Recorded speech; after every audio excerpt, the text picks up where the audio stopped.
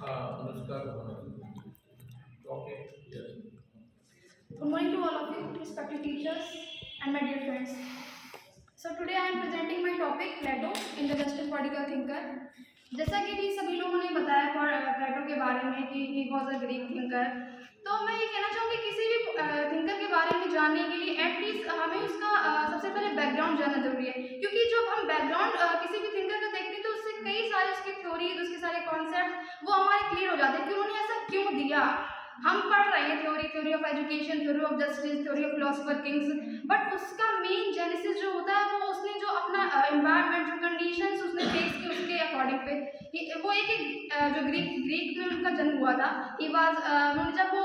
उनका वॉर हुआ तो उस टाइम उन्होंने देखा कि वहाँ पे एथेंस और स्पार्टा के बीच में एक वॉर चल रहा है जिसे पेलोपोनेशियन वॉर कहते हैं, जो एक 30 ईयर्स के टाइम पीरियड तक चला हुआ था। तो उसमें जब उन्होंने देखा कि जो एथेंस और स्पार्टा था उसमें उन्होंने देखा कि एथेंस जो हुआ था डिफीट हुआ था स्पार्टा से, और उन्होंने देखा इसका मेन रीजन था तो जो वहाँ पे था करप्शन, जिससे कि वो बहुत ही ज्यादा डिसऑर्डर्ड हुए कि ये ऐसा क्यों है। तो उन्होंने सोचा कि बेसिकली उस टाइम पे क्या था कि वो एक बहुत ही डिसिपल थे, सोक्रेट्स थे, और उन्होंने इसीलिए एक अपना एक कोट भी दिया था, I thanks to the god I was not born as a barbarian but as a free man, not a slave, a man not a woman, but ever to all these I was thanked to the god I was born in the era of the Socrates। तो वो इतना उनसे प्रभावित थे कि उन्होंने मतलब कि एक तरीके से बहुत ज्यादा उनको आइडियल मानते थे, और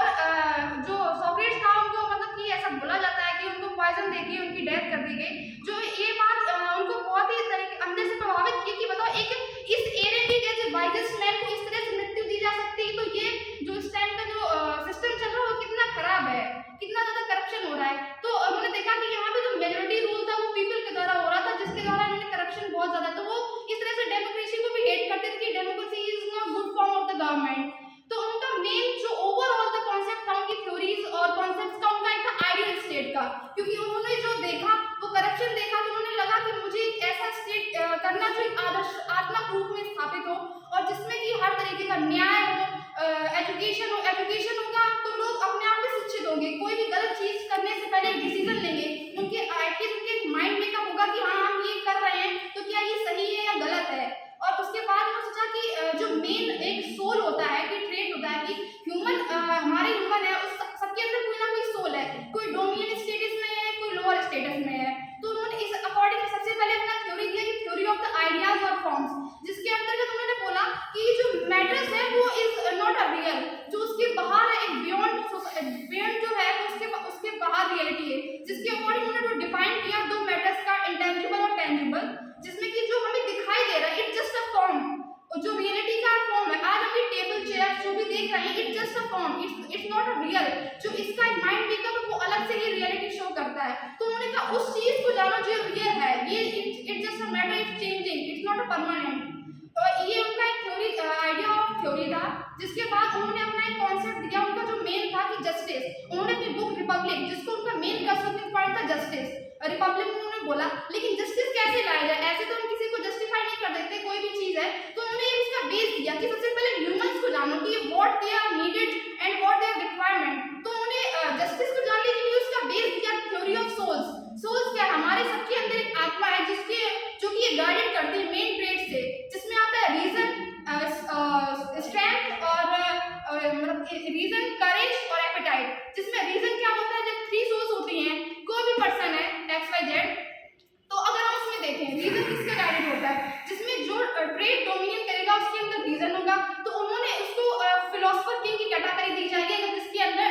रीजन डोमिनेट करता है। अगर उसके अंदर करेज है तो उन्होंने उसको कैटेगराइज किया सोल्जर में, और जिसके अंदर एपेटाइट है उन्होंने प्रोड्यूसर क्लास में उसको दिया कि हाँ अगर तुम्हारे पास एपेटाइट है तो तुम ये काम करो, ताकि वो ये चाहते कि सोसाइटी का जो वेरिफिकेशन है वो बहुत ही स्मूथली तरीके से हो सके, कोई किसी का मतलब कि ये ना हो कि हम उसका काम कर रहे हैं। उन्होंने एक कैटेगराइजेशन दिया अपने बिहाफ पे। तो उन्होंने कहा अब चलो हमने ये तो जस्टिफाई कर दिया कि थ्योरी ऑफ सोल्स है कि हम इसको अगर इसमें रीजन जिसमें डोमिनेंट होगा उसको हम बना देंगे फिलोसोफर किंग, जिसमें करेज होगा उसको बना देंगे हम सोल्जर्स, और जिसमें एपेटाइट होगा। लेकिन हम कैसे जस्टिफाई करें कि ये इसमें ज्यादा होगा, तो इसके बाद बिहाफ पे उन्होंने दिया theory of education. Theory of education में उन्होंने बताया कि हम इसको प्राइमरी लेवल पे भी करेंगे और हायर सेकेंडरी लेवल पे भी करेंगे, तो जिसमें जो आता जाएगा, जिसकी जितनी सेंस ऑफ ह्यूमर होगी और जो मतलब कि उतना एलिजिबल होगा उसको हम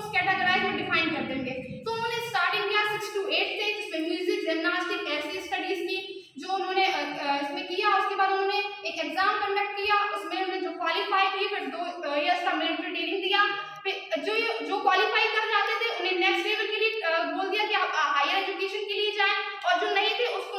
प्रोड्यूसर क्लास में वेरीफाई कर दिया। जो मिडिल बीच में आया, जिन्होंने मिलिट्री ट्रेनिंग ली, उसके बाद एग्जाम दिया, वो क्वालिफाई कर दिया, उन्होंने उसको सोल्जर क्लास में कर दिया। और जो हायर सेकेंडरी उसके बाद की 35 to 50, उन्होंने कहा ये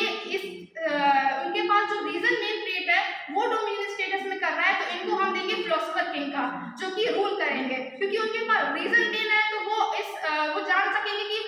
मुझे कि ह्यूमन के अंदर क्या जरूरत है, इन लोगों को किस तरह से इनको रूल कराना चाहिए, क्या सब कुछ पूरा मेंटेनेंस जो देखेंगे समाज का, वो उनको फिलोसोफर किंग को एक ऐसा रूलर उन्होंने डोमिनेट किया। फिर उन्होंने इसके साथ ये तो बना दिया कि थ्योरी ऑफ एजुकेशन है, इसके तरीके से हम ये बाइफरकेट करेंगे, ये प्रोड्यूसर होगा, ये सोल्जर्स में जाएगा, और ये फिलोसोफर किंग्स में जाएगा। फिर उन्होंने एक नया वो लेके आया theory of communism and vibes, जो कहा कि जो फिलोसोफर किंग्स होंगे और जो प्रोड्यूसर्स होंगे और जो सोल्जर्स होंगे वो किस तरह से रिएक्ट करेंगे। तो उन्होंने theory of communism and vibes में बोला कि जो भी फिलोसोफर किंग होंगे और सोल्जर्स होंगे, they will not allow to have wife and a family, उनके पास वाइफ और फैमिली के लिए कोई नहीं होगा, वो सिर्फ कंट्री को ही सर्व करेंगे, उनका सिर्फ वही काम होगा। बट ये नहीं, आप कंट्री को तो सर्व करेंगे, बट अगर हम एक समाज के एक तबके को फैमिली और प्रॉपर्टी से अलग कर देंगे तो ये समाज बढ़ेगा कैसे? कोई कुछ लोग तो नहीं कर सकते ना, उनका भी तो रोल इम्पोर्टेंट है। तो उन्होंने कहा ठीक है, आप लोग फैमिली और प्रॉपर्टी भी रखेंगे, बट उसमें आपको क्या होगा कि आपको ये नहीं पता होगा कि आपकी फैमिली है कौन, आपका बच्चा कौन है। आप फैमिली तो बढ़ाएंगे, लेकिन आपको ये अधिकार नहीं होगा कि अपनी फैमिली के बारे में जाने, आप उनके लिए कुछ करें या उनके लिए प्रॉपर्टी रखें। तो उन्होंने बोला कि आप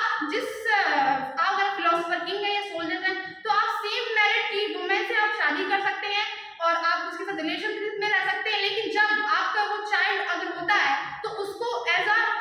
जो चाइल्ड केयर होते हैं वहाँ भेज दिया जाएगा, और वो वहीं पे उनको जो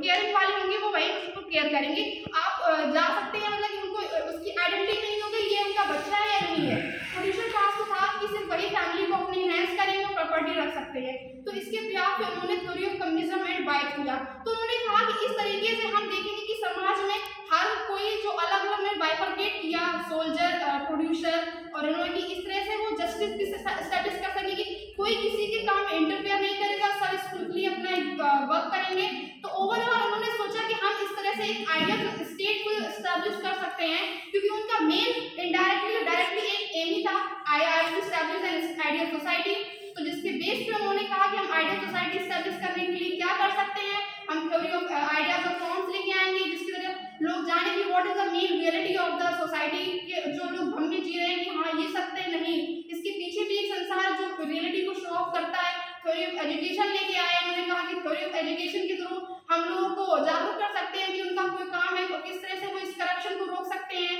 और प्रॉपर्टी के बारे में भी उन्होंने बताया कि अब प्रोड्यूसर क्लास ही करेगा तो जो हमारा रूलिंग क्लास है वो इन सब चीज़ों के लिए अपने आप को ज़्यादा उसमें इंडल्ज नहीं होगा, वो स्मूथली शासन व्यवस्था में अपनी सहायक करेगा।